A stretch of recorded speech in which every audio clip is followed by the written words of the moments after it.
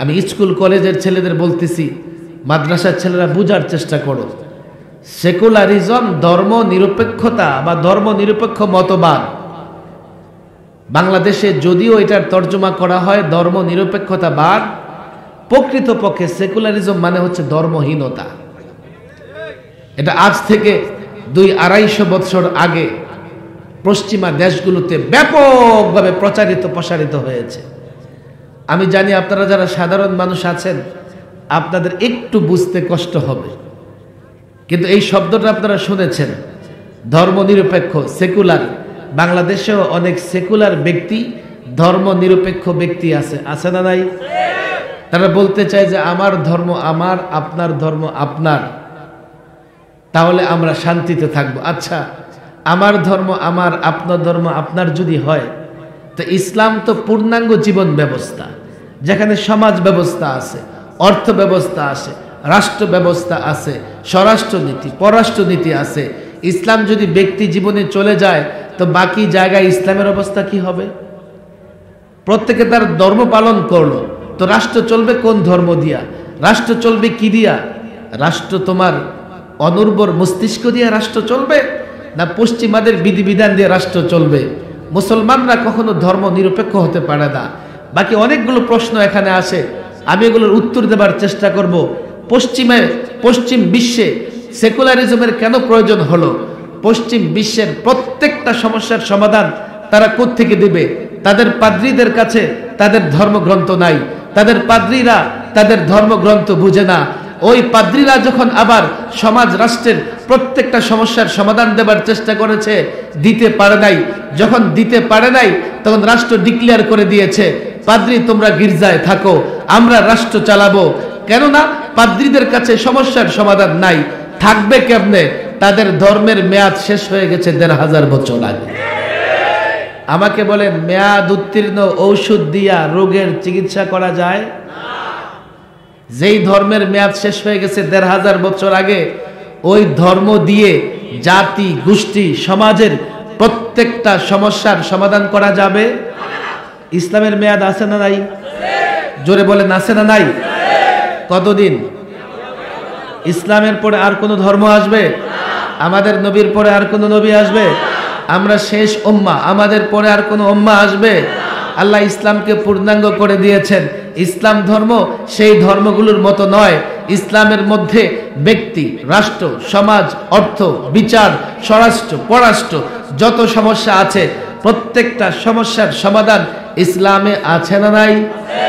তাহলে আমরা সেকুলারিজম মানতে যাব কেন? স্কুল কলেজের ছেলেরা, ওই যে আমার আগে উপস্থাপক বলতেছিল না, ওরা এখন বাংলাদেশে ষড়যন্ত্রের ক্ষেত্র। ওদেরকে টার্গেট করে দেশে বড় ধরনের ষড়যন্ত্র চলতেছে। ওদেরকে শুধু বললেই হয় না, আবার বলার পরে যুক্তিও দিতে হয়। যুক্তি না দিলে তারা মানবে না। মাদ্রাসার ছেলেরা আমাকে মহব্বত করে এবং আগে থেকে তারা প্রস্তুত। উর্বর ভূমিতে যে কোনো গাছ লাগাইলে সেটা বড় হয়। মরুভূমিতে যতই বৃষ্টি হোক ফসল উৎপাদন হয় না।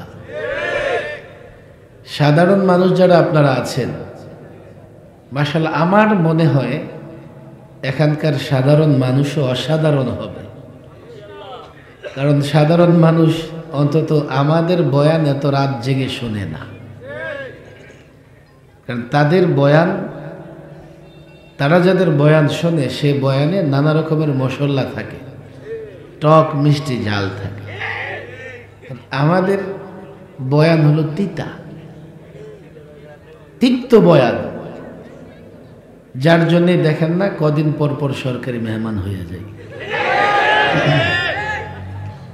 11, 12, 13, 11, 13, 14, এবার আবার সবার আগে আমি 21, 22, 23-এর একটা অংশ।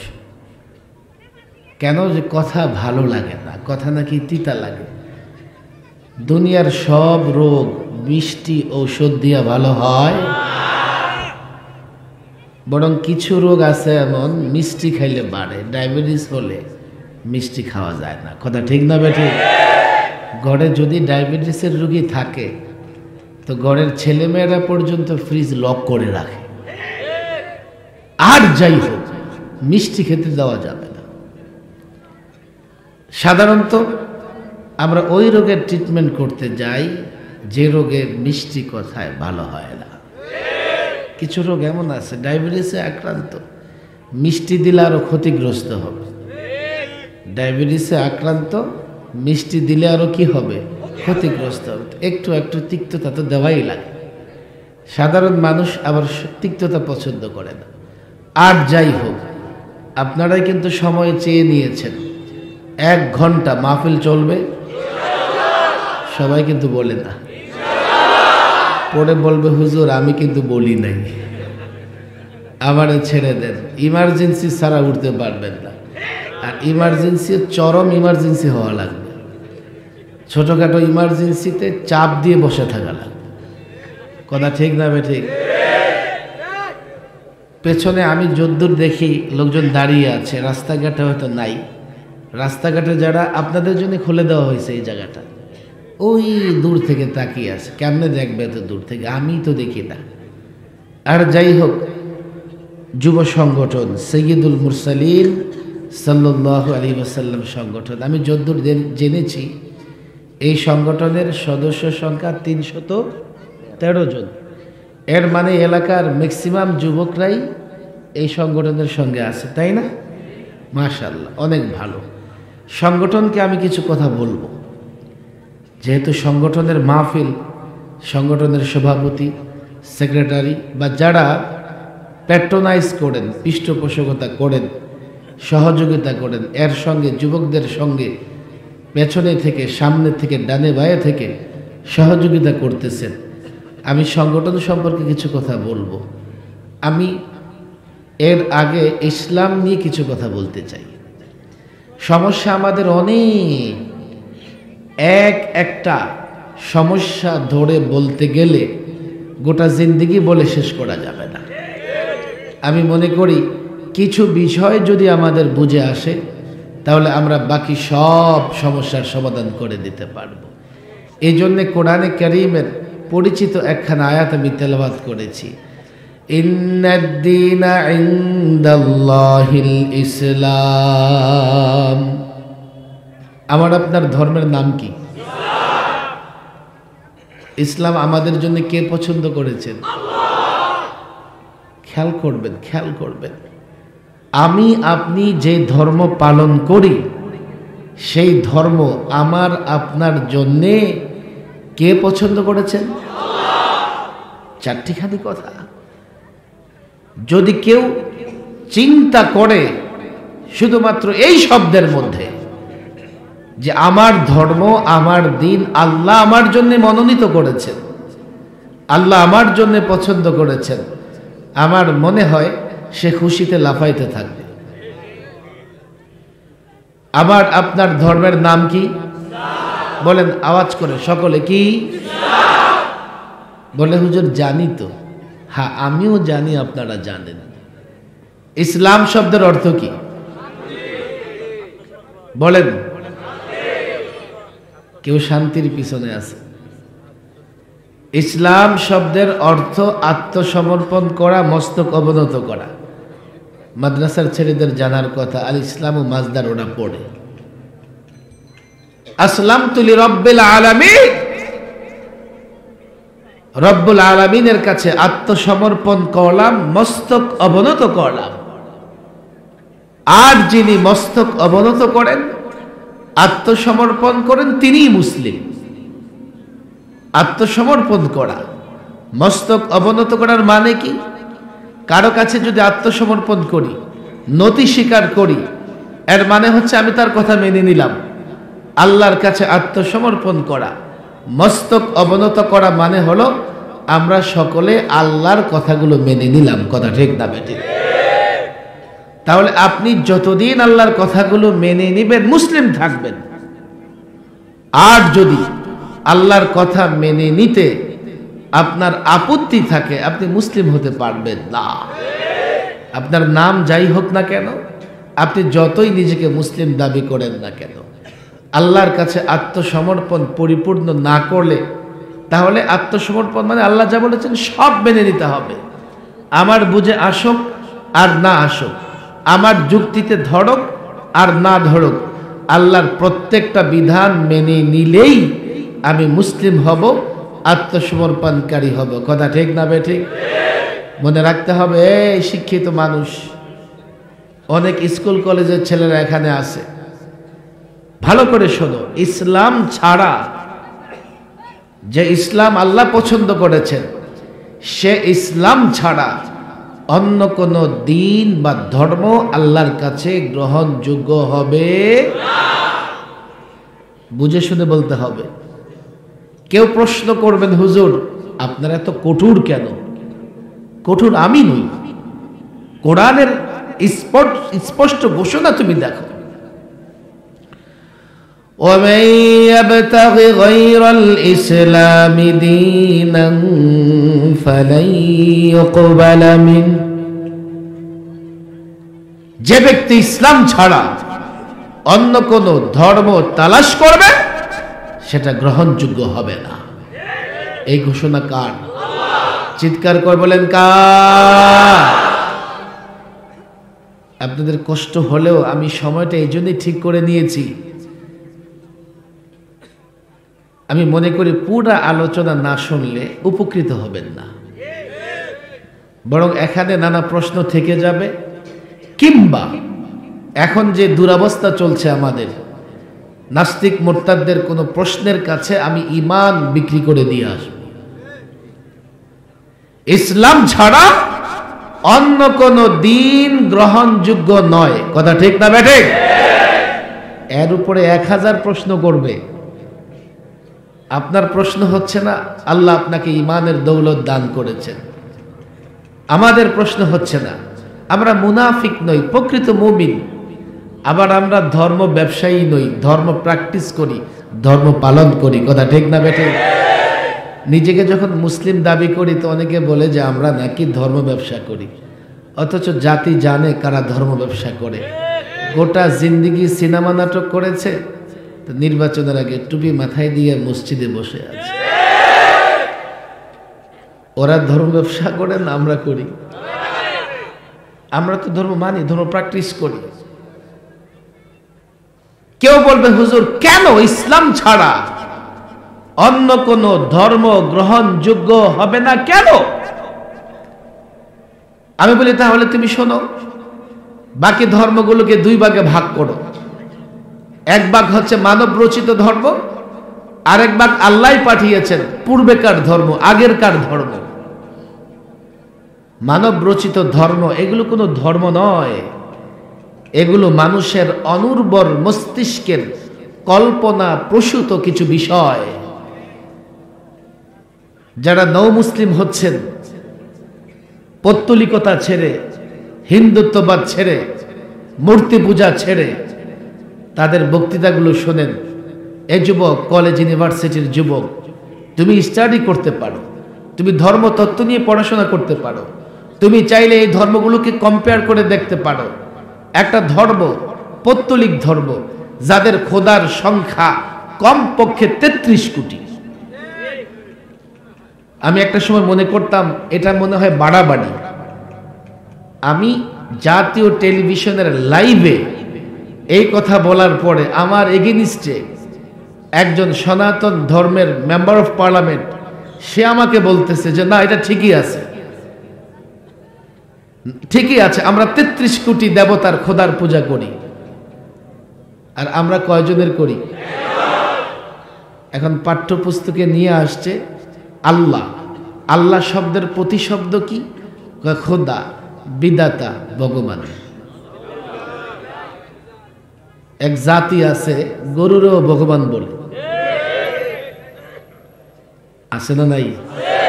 আবার এক বিচারক বলতেছে আরে তোরা এটাকে মা বলিস, মানুষের মা আবার জানোয়ার কেমনে হয়? মানুষের মা জানোয়ার কেমনে হয়?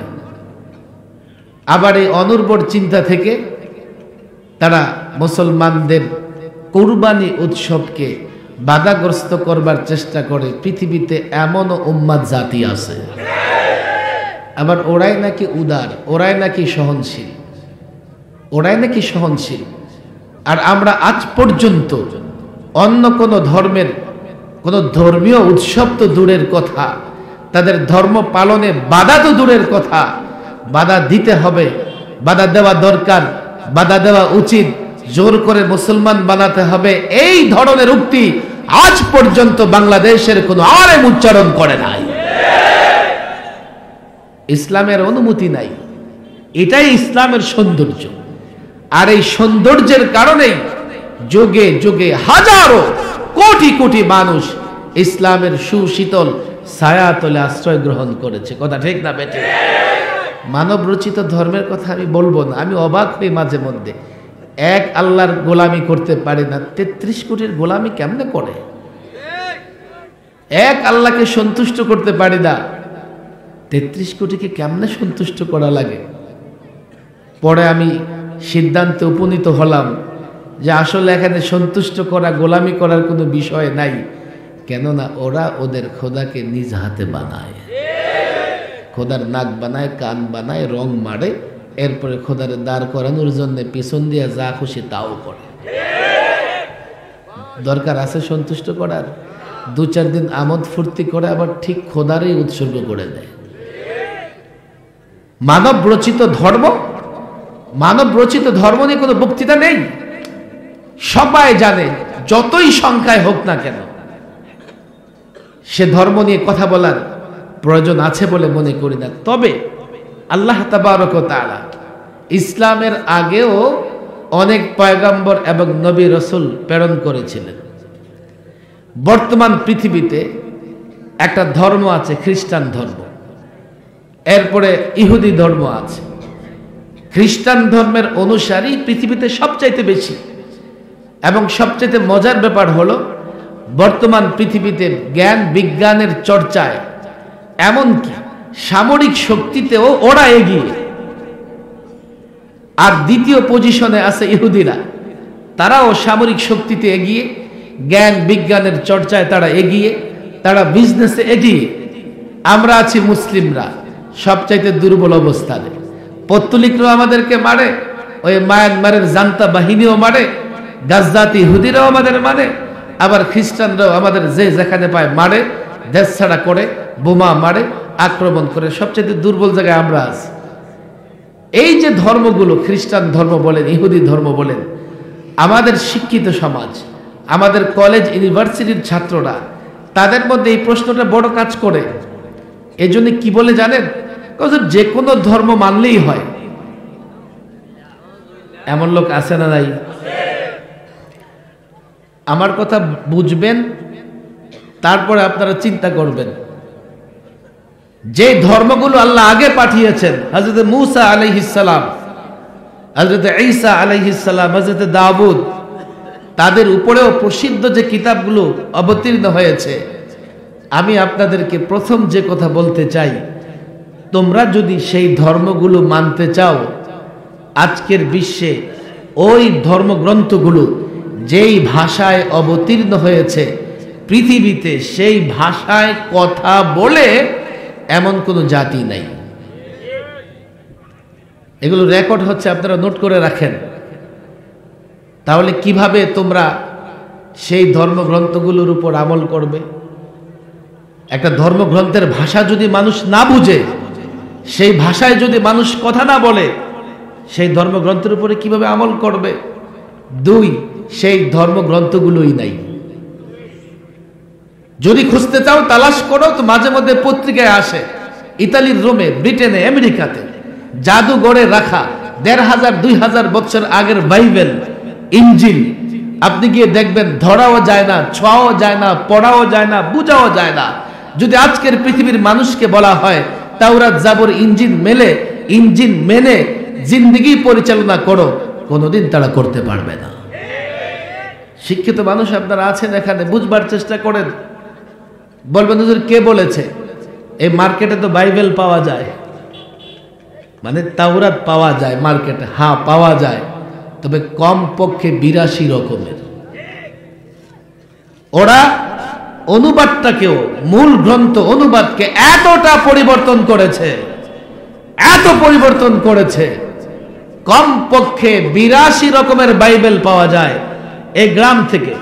এটা কি ফুলগাজী? একটা কোরআনে কারিম হাতে নেন, ফেনীতে যান, ঢাকায় যান, দিল্লি যান, মধ্যপ্রাচ্যে যান, পশ্চিমা দেশগুলোতে যান, আল্লাহর কসম উত্তর মেরু থেকে দক্ষিণ মেরু, পূর্ব থেকে পশ্চিম, যেখানেই যাবেন আরেকটা কোরআনে কারিম হাতে নেন, উভয় কোরআনে কারিম মিলায় দেখেন, কোনো পরিবর্তন দেখতে পাবেন না। এখনো কোরআনে কারিমের ভাষা বুঝে এই পৃথিবীতে লক্ষ লক্ষ আলেম আছে, কোরআনে কারিমের নোক্তা পরিবর্তন করতে পারবে না।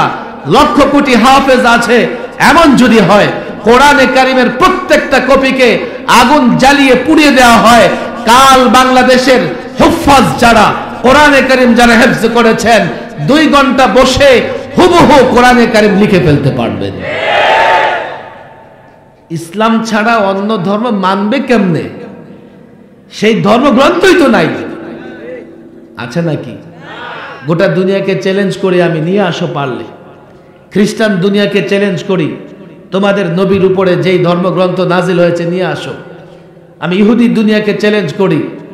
এই জন্যেই ওই পশ্চিমা দেশগুলোতে ওরা সেকুলারিজম চালু করেছে। একটু কঠিন হবে বিষয়টা বুঝতে। সেকুলার বা সেকুলারিজম বাংলাদেশে এর তর্জমা করে ধর্ম নিরপেক্ষতা। আমি স্কুল কলেজের ছেলেদের বলতেছি, মাদ্রাসার ছেলেরা বুঝার চেষ্টা করো। সেকুলারিজম ধর্ম নিরপেক্ষতা বা ধর্ম নিরপেক্ষ মতবাদ। বাংলাদেশে যদিও এটার তর্জমা করা হয় ধর্ম নিরপেক্ষতাবাদ, প্রকৃতপক্ষে সেকুলারিজম মানে হচ্ছে ধর্মহীনতা। এটা আজ থেকে 200-250 বছর আগে পশ্চিমা দেশগুলোতে ব্যাপকভাবে প্রসারিত হয়েছে। আমি জানি আপনারা যারা সাধারণ মানুষ আছেন আপনাদের একটু বুঝতে কষ্ট হবে, কিন্তু এই শব্দটা আপনারা শুনেছেন, ধর্মনিরপেক্ষ, সেকুলার। বাংলাদেশেও অনেক সেকুলার ব্যক্তি, ধর্ম নিরপেক্ষ ব্যক্তি আছে না নাই? তারা বলতে চায় যে আমার ধর্ম আমার, আপনার ধর্ম আপনার, তাহলে আমরা শান্তিতে থাকবো। আচ্ছা, আমার ধর্ম আমার, আপনার ধর্ম আপনার যদি হয়, তো ইসলাম তো পূর্ণাঙ্গ জীবন ব্যবস্থা, যেখানে সমাজ ব্যবস্থা আছে, অর্থ ব্যবস্থা আছে, রাষ্ট্র ব্যবস্থা আছে, স্বরাষ্ট্রনীতি, পররাষ্ট্রনীতি আছে। ইসলাম যদি ব্যক্তি জীবনে চলে যায় তো বাকি জায়গায় ইসলামের অবস্থা কি হবে? প্রত্যেকে তার ধর্ম পালন করলো, তো রাষ্ট্র চলবে কোন ধর্ম দিয়া? রাষ্ট্র চলবে কি দিয়া? রাষ্ট্র তোমার অনুর্বর মস্তিষ্ক দিয়ে রাষ্ট্র চলবে, না পশ্চিমাদের বিধিবিধান দিয়ে রাষ্ট্র চলবে? মুসলমানরা কখনো ধর্ম নিরপেক্ষ হতে পারে না। বাকি অনেকগুলো প্রশ্ন এখানে আসে, আমি এগুলোর উত্তর দেবার চেষ্টা করব। পশ্চিম বিশ্বে সেকুলারিজমের কেন প্রয়োজন হলো? পশ্চিম বিশ্বের প্রত্যেকটা সমস্যার সমাধান তারা কোত্থেকে দিবে? তাদের পাদ্রীদের কাছে তাদের ধর্মগ্রন্থ নাই, তাদের পাদ্রীরা তাদের ধর্মগ্রন্থ বুঝে না।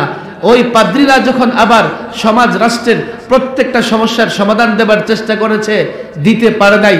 যখন দিতে পারে নাই তখন রাষ্ট্র ডিক্লেয়ার করে দিয়েছে, পাদ্রী তোমরা গির্জায় থাকো, আমরা রাষ্ট্র চালাবো। কেননা পাদ্রীদের কাছে সমস্যার সমাধান নাই। থাকবে কেমনে? তাদের ধর্মের মেয়াদ শেষ হয়ে গেছে 1500 বছর আগে। আমাকে বলেন, মেয়াদ উত্তীর্ণ ঔষধ দিয়া রোগের চিকিৎসা করা যায়? যেই ধর্মের মেয়াদ শেষ হয়ে গেছে 1500 বছর আগে, ওই ধর্ম দিয়ে জাতি, গোষ্ঠী, সমাজের প্রত্যেকটা সমস্যার সমাধান করা যাবে? ইসলামের মেয়াদ আছে না নাই? জোরে বলেন, আছে না নাই? কতদিন? ইসলামের পরে আর কোন ধর্ম আসবে? আমাদের নবীর পরে আর কোন নবী আসবে? আমরা শেষ উম্মাহ, আমাদের পরে আর কোন উম্মাহ আসবে? আল্লাহ ইসলামকে পূর্ণাঙ্গ করে দিয়েছেন। ইসলাম ধর্ম সেই ধর্মগুলোর মতো নয়। ইসলামের মধ্যে ব্যক্তি, রাষ্ট্র, সমাজ, অর্থ, বিচার, স্বরাষ্ট্র, পররাষ্ট্র যত সমস্যা আছে প্রত্যেকটা সমস্যার সমাধান ইসলামে আছে না নাই? তাহলে আমরা সেকুলারিজম মানতে যাব কেন? এখন একটা প্রশ্ন আসে, হুজুর তাহলে কি এই দেশে হিন্দু, বৌদ্ধ, খ্রিস্টান, ইহুদি থাকবে না? আপনারা কি ওদেরকে দেশ থেকে বের করে দেবেন? আমি ক্লিয়ার বলি, শুধু থাকবে না, শুধু থাকবে এমন নয়, এখন যেমন আছে তখন এখনকার চাইতে ভালো থাকবে। ইসলাম এমন একটা ধর্ম যেখানে সব ধর্মের লোকদের অধিকার নিশ্চিত করেছে। কোরআনে কারিমে সূরা গাবি আছে না নাই? সূরা বাকারা তো আছে। বাকারা মানে কি বলেন? বাকারা মানে কি? আপনাদের কষ্ট হইতেছে, কেমনে 1 ঘন্টা পার করবেন সেই টেনশন করতেছে। আওয়াজ করেন না কেন? সূরা বাকারা আছে না নাই? বাকারা মানে কি? সূরা পিপিলিকা আছে? সূরাতুন নামল আছে না নাই? সূরা মৌমাছি, সূরা হাতি, সূরা মাকড়সা। বলো এটা আবার কোন সূরার নাম? আরে আছে না নাই? সূরা আনকাবুত আছে, সূরা নামল আছে, সূরাতুন নাহাল আছে। আশ্চর্য বিষয় দেখেন, আল্লাহ বলেছেন যে আমি মশা মাছির কথা বর্ণনা করতেও লজ্জাবোধ করি না। ইসলামে শুধু মানবাধিকার নয়, কীট পতঙ্গের অধিকারও ইসলাম নিশ্চিত করেছে। ইসলাম শুধু মুসলিমের অধিকার নয়, অমুসলিমের অধিকারও ইসলাম নিশ্চিত করেছে। কথা ঠিক না বেঠিক? তোমরা যদি মনে করো দেশে সব ধর্মের লোকেরা ভালো থাকবে, তো ইসলাম প্রতিষ্ঠা করো। তোমাদের সেকুলারিজমের কি দরকার? তোমরা যদি মনে করো রাষ্ট্রের অর্থনীতি ইউনিক হবে, বিচার ব্যবস্থা ন্যায় বিচার ব্যবস্থা হবে, স্বরাষ্ট্রনীতি, পররাষ্ট্রনীতি, সমাজনীতি, প্রত্যেকটা নীতি ইউনিক হবে, সুষম হবে, ন্যায় ইনসাফের হবে, আল্লাহর কসম করে বলি যুবক তুমি জানো না, ছাত্র সমাজ আলেমরা জাতিকে বুঝাতে পারো নাই ইসলাম এমন এক ধর্ম, ইসলাম এমন এক জীবন ব্যবস্থা, তোমার ব্যক্তি জীবন থেকে রাষ্ট্র জীবনে যেখানেই সুন্দর সেখানে ইসলাম, সুন্দরের নাম ইসলাম, সৌন্দর্যের নাম ইসলাম, ন্যায়ের নাম ইসলাম, সুষম ধর্ম ইসলাম, বিজয়ের ধর্ম ইসলাম, শান্তির ধর্ম ইসলাম। কথা ঠিক না?